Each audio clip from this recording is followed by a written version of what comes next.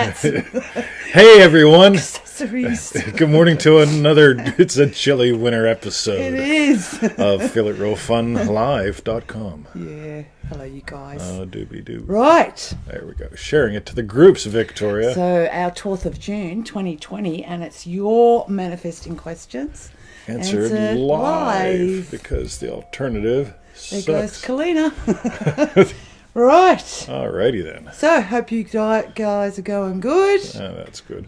Boom. Are we right? All right. Oh my Yeah. God. Triple D Les, M Kim, M Soon Oliver, Triple D Yazerman, Triple D Joe. Triple straight D one after Joe, the other. yo, like Joe's neighbors. hot in your tail, yes. Susan, Oh, yes, Susan. you are, I can't remember, Fudge Sickles. Anyway, Claudia, Triple D. Hello. Boom. Cool. M Stella Jim, Triple D, Tony Doyle. Oh my God. So guys, Yes. we've got your manifesting questions answered live today. Yes, And we're going to have a lot of fun this time. we are. Sorry, I thought Even I on heard the show. something. That's we right. are. We're listening for something. Even right here. Oh my God, right now. Boom. Yeah. So, Victoria, shall we tell them what to do and where to go? So, go to that's freeneville.com. That's right. 221 email list pseudo random goodness. Today we sent out a money lesson. Yes. Right? Why? Because money's important. can. Right? Right? Because we can. Metal Dan. All right. It's got caught up in here. What are you doing? I don't know. Why are you touching things? It's like I got this thing. I think it's fallen down from my hat. All right. Right. So, Join our 90-day adventure at manifestingmasterycourse.com. that's right. I think you're worth, everybody here that believes that their dreams are worth half a donut a day. Yes. Right, just type in the word donut. Donut. Wherever you are right now, the YouTubes, the refunds, the right nows, type in the word donut. If you believe that your dreams are worth half a donut a day.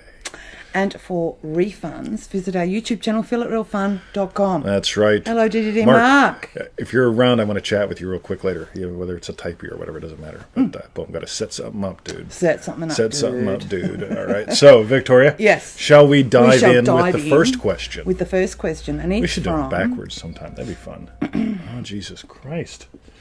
They plug the damn thing in to charge up, and then it's like everyone that's sent me a text in the past 4 months. Okay, so the first question Triple is D drum from mates. our very own Dream Driven Day, Annoula. Annoula. How to stop looking for signs. How do I stop myself persistently looking for signs that my desires are here or coming? Oh, wow. Okay. So I always notice people ask one question and I'll answer with another. When do you do that?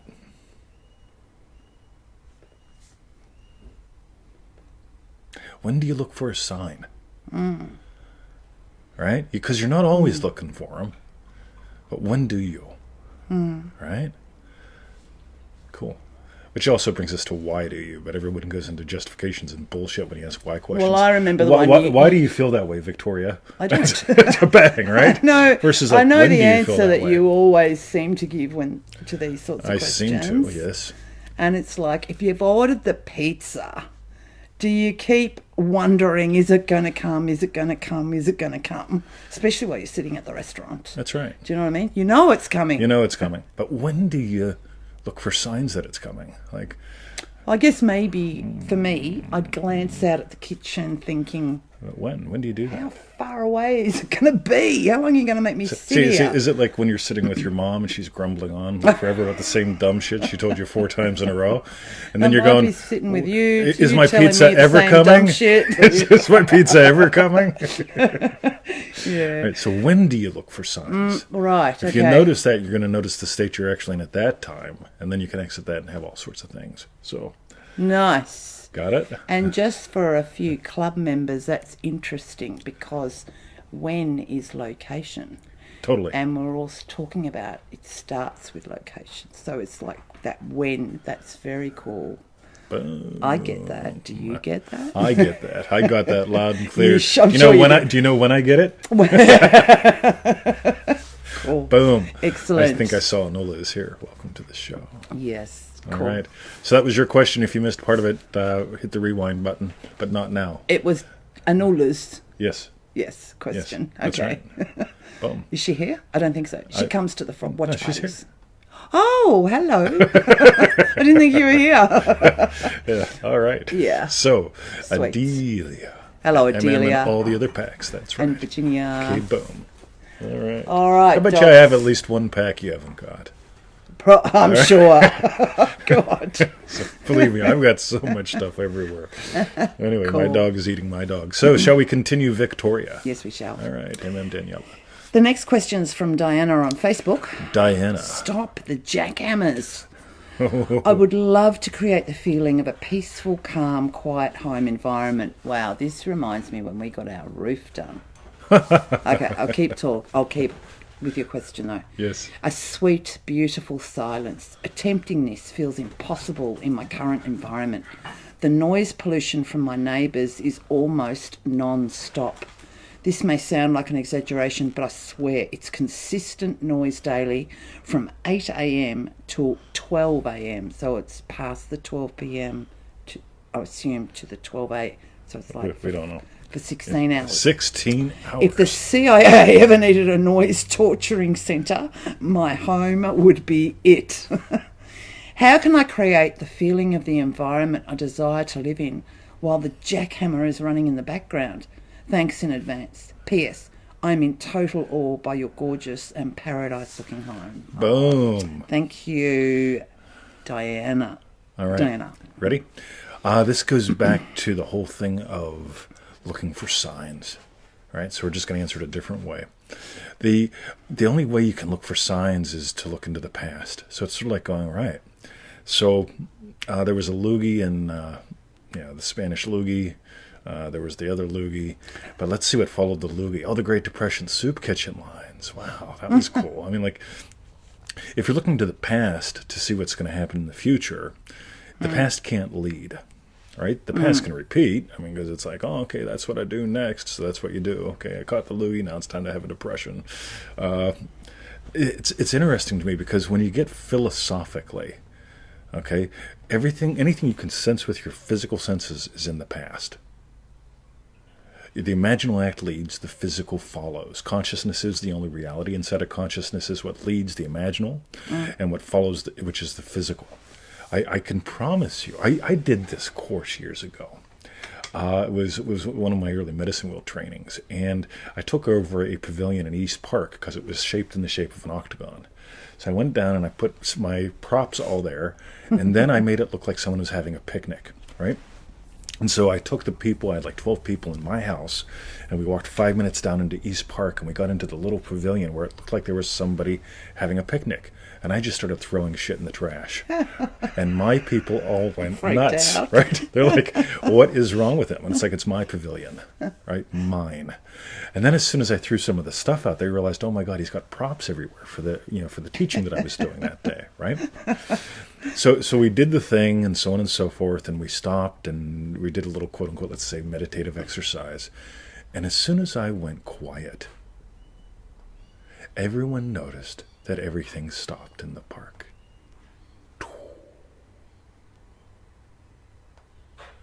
You've got a great place to play, noticing the silence that you are.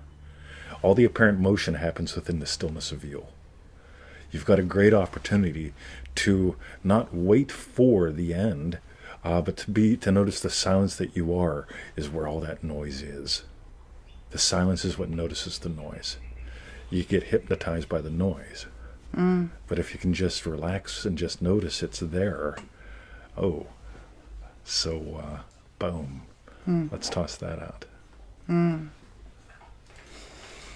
Cool. Thank you, Diana. Yeah, notice Victoria's quiet. I know. Notice the puppies, gone. All right? It got quiet here, says Oliver. Yep, we could drop the pin.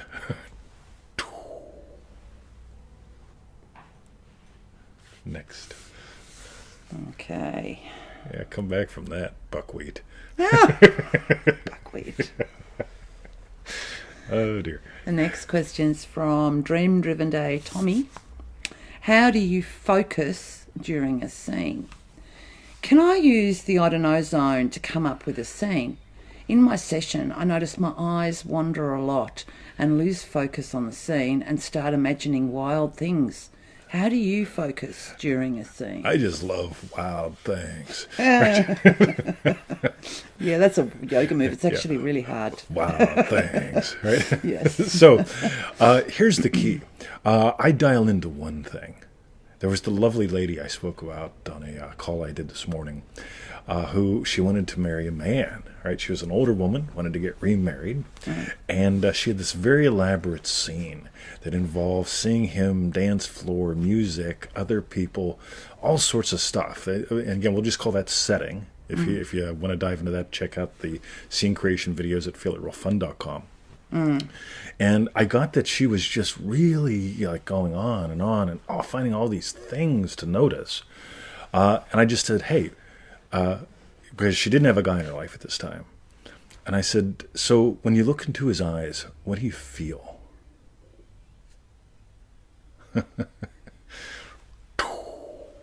She did, we were doing like a series of 10 coaching sessions she paid for. We did 8. She never came back. She was married within the year. Oh, cool. Right? So really cool. And I still watch her on Facebook. She's still happily married, doing the line dancing thing or square dancing, whatever her and the guy do. But I want you to get how cool this is, because if you dial it into that one thing, bang, you got it. Right? So just find that one.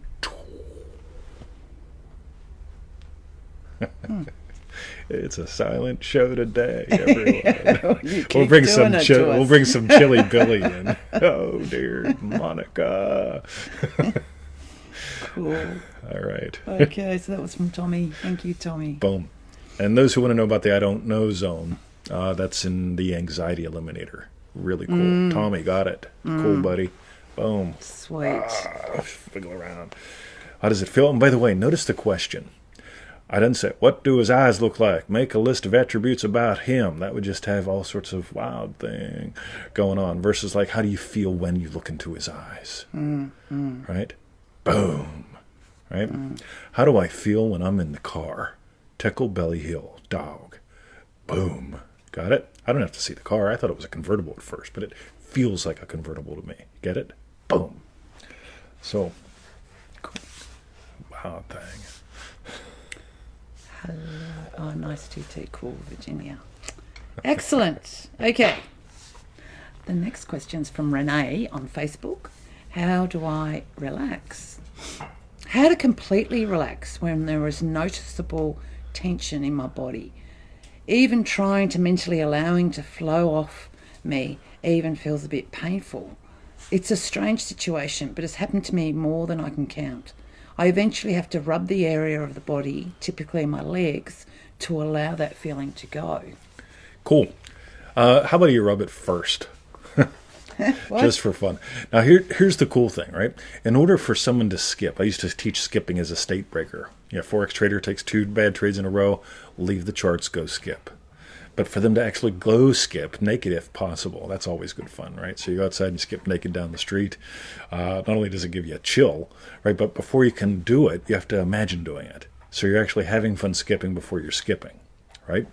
So here's the thing a lot of people try to do. Whenever it's like, oh, I'm just trying to... Now, that's probably the time to actually tense it up a little bit. You get out the massage thing. We just came back from the dog walk, and my hip was a little tight, so I got out the thing and just right, just ground into my hip, right? Yeah. So you got tension in there. You're imagining something that's tense. So if you're trying to relax, that's hard. Versus dial it up a little bit. Definitely. Right? Put on some funky cold Medina and dance a little bit, move, right? And then, skip naked. Thank you, Virginia. Everybody type it in. Ready? If you're going to do it today, type it in. If you're not going to do it today, type it in twice. Photos. See who gets kicked off Facebook today. So there's the thing. And because what happens is, this is the difference between quiet and silence. Trying to quiet the muscle down. Trying to quiet your body down. See, imagine this. Ready?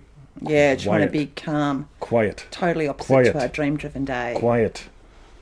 Making waves. Quiet. Quiet. That would never happen. See? I can tell her to be quiet all day. Guy, how you doing, buddy? It's been a while. Right? So, boom. But she ain't going to be quiet, but we can share silence together. When it's like, will you just shut up? right? That's what It's telling your body to not relax shut is like, up. right? Quiet. So, yeah, to quote Newhart, stop it. Yes. Yeah. Somebody Watched it typed yesterday. in Dream Driven Day Rob Begg. So, Yeah. but silent. Yeah, you're going to find silence in motion.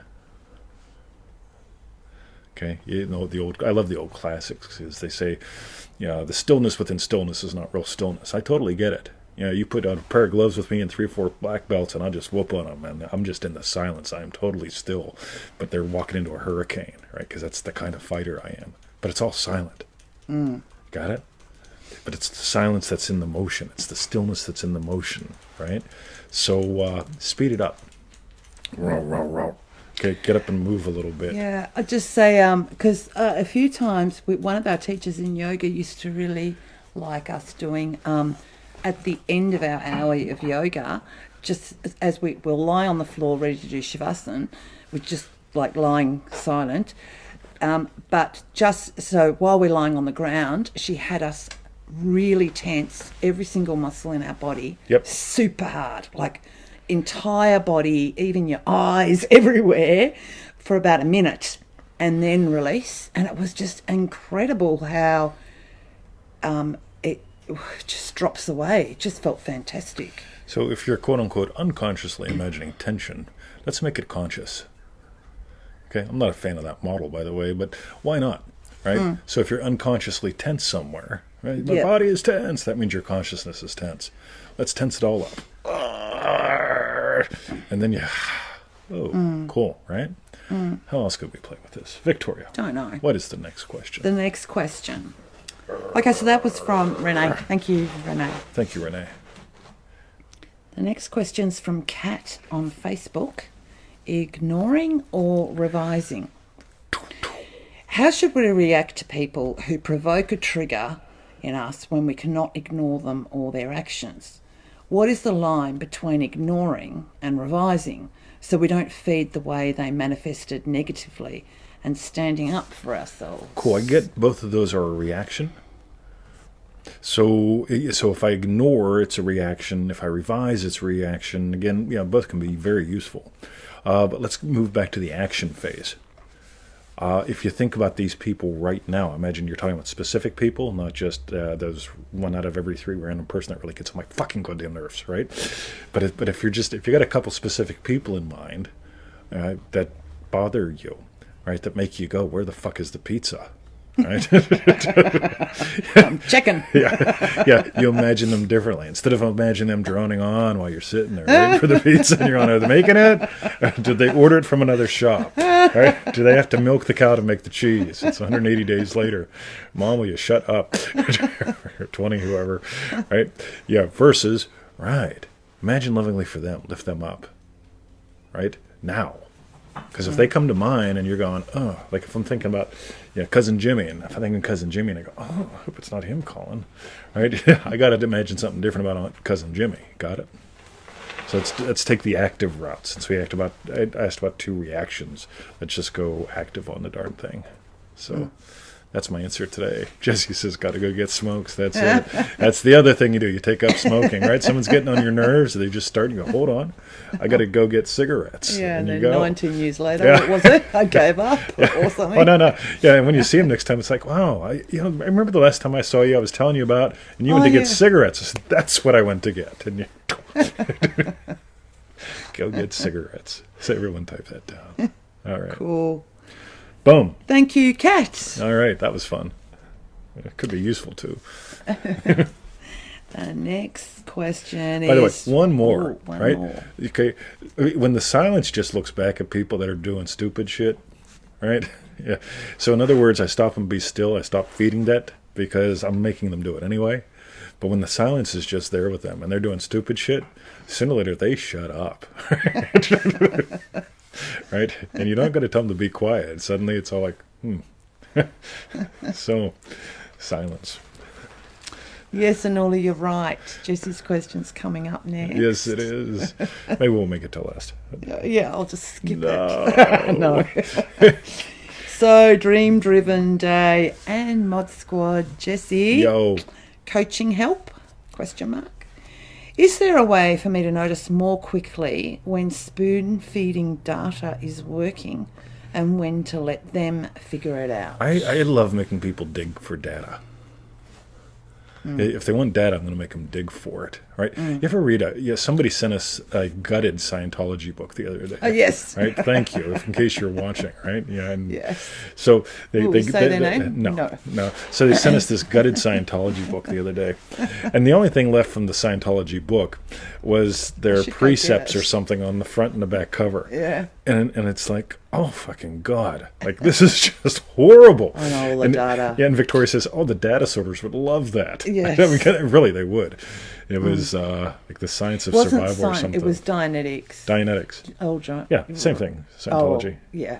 All right. Yeah. That was the start of Scientology, was it? Well, they're synonymous. It's like the tines on a fork or something like that.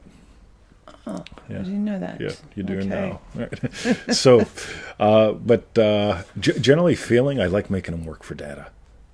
So I'll give a little bit, like the whole thing, like somebody asked about tithing today, so I put up a link to a quote, and I'll probably go back and say, what was your best bit from it? Like, what did you notice differently? Right? Because I want them to invite them to think versus like, oh, I got my answer. I got a thought. Right? Yeah, virtual thing.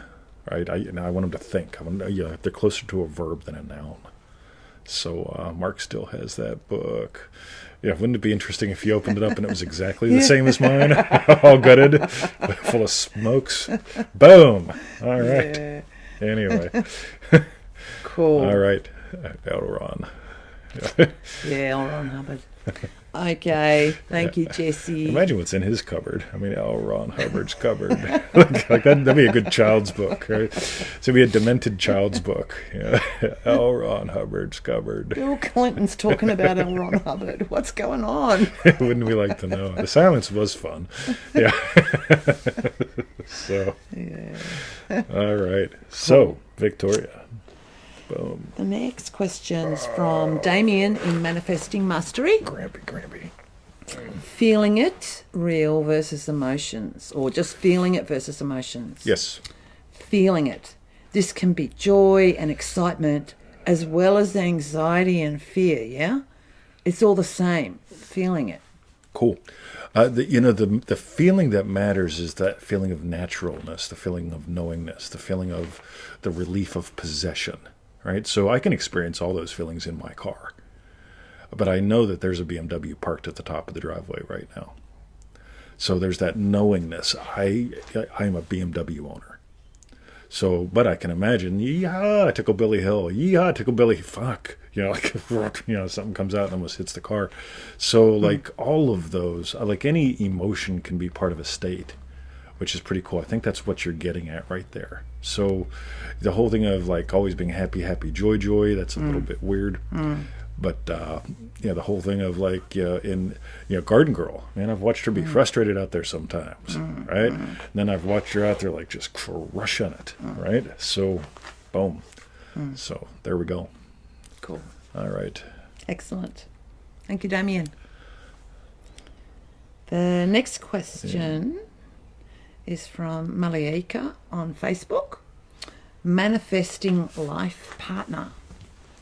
How do I achieve my desire of meeting my life partner and being in a moving, committed, long-term relationship with him? How do I get past the fear of this not happening? Would this be recorded and be available for you later? Yes. I'm asking because of the time difference. Thank you. Absolutely. Okay. Cool. Sounds like you're imagining it not. There's certainly doubt in there. It's really great just waking up next to my best friend here. Right? Cool. Do we always agree on everything? No. Are you sometimes are you sometimes often wrong? Sometimes, well, often you are wrong. I am right. No. But you get how much fun we have. Yeah. Right? So let's go back to that noun-verb thing. Ready? So Jesse has people that want to treat themselves as nouns. Yeah, I need some data, noun. Right? Data isn't even real nouns. It's a virtual noun. Right? Versus thinking, exploring, that's a verb. Right? So when you talk about life partner, sticking around, like Yeah, there was a lot of verbs in there. there's a lot in there which is not useful. Versus, wouldn't you like to have a relationship like ours? Right? There you go. Right? There's this thing called relating. It's a verb, transitive verb. There's this thing called relationship, and no one's ever given me a cup of relationship. Right? They'll say you have a nice relationship, and I say, how do you know? And it's like, well, it's how you guys relate to each other. I say, how do we relate to each other? Jesus Christ. The silence. The silence. So, but you get it? Yeah, even that, it's fun, right? So here's the thing. Yeah, you don't want a relationship. I can promise you that, because a relationship is like a fortress. You have to defend it against the invaders. You have to keep people out, keep people in, versus relating is a dance. Ooh, check out wargamedance.com. Everybody type that in, wargamedance.com. Goody stuff there. So that's what I got. Cool. Notice it's a paradigm shift. That, and use the tools from Neville Goddard's toolbox.com, easymanifestingmethods.com. Use those tools. But notice where I'm playing, because that'll change everything. Cool. And, because you probably have to get that. Yeah, Yep. so thank you, Maliaka, for your question. And we'll speed do the last one. The last question's from Jamie on Facebook. How do you clarify a desire? What's the best way to clarify a desire? Cool. You know when you're hungry for pizza. Boom. Yeah, what I want you to do is instead of thinking, if you want to go deal with that, I'll take care of the show. All right. And welcome to another exciting episode of Feel It Real Fun. So, ready? A real desire is a hunger. You know what it is. Okay, today we managed to buy 2 things for lunch, right? A quiche and a pie. I have no idea why. Because we were hungry for both. But it wasn't like, which one do we want? Which one has less calories? Which one? Yeah, when the head gets involved, you need to clarify your desire. But when your hunger is actually acknowledged, and your hungers are divine in origin, your actual desires are divine in origin, that changes everything. So the last thing, listen to those 2. I want to go outside, Dad. Something to bark at. See, they got a hunger. Boom, right? Get out there and do the dog thing. So just notice your hungers are very basic. Now, here's the thing. If you need to clarify it, my guess is you're trying to figure out something that's either a middle. Do I need $1 million or $1 billion? Is it $1 million or $1 billion pounds before taxes, after taxes? Or what do you want? Financial freedom, time freedom, freedom to, to do something. What is that thing? Imagine that up. So that's where we'll play today. So since Victoria is gone, I think she's probably letting the tree guy in. I'll close it up, guys. So thank you for playing. We want to know, what was your strawberry bit? Toss them in. Oh, that lobster pie, Fran, was awesome. Hoping to get another one of them very soon. So what was your strawberry bit? Let us know. Mine was the way it all worked together. I love silence. So visit us at freeneville.com. Get on that 221 email list. Click the link we send you, and we'll send you pseudo-random goodness till one or both of us die. That'd be good fun, right?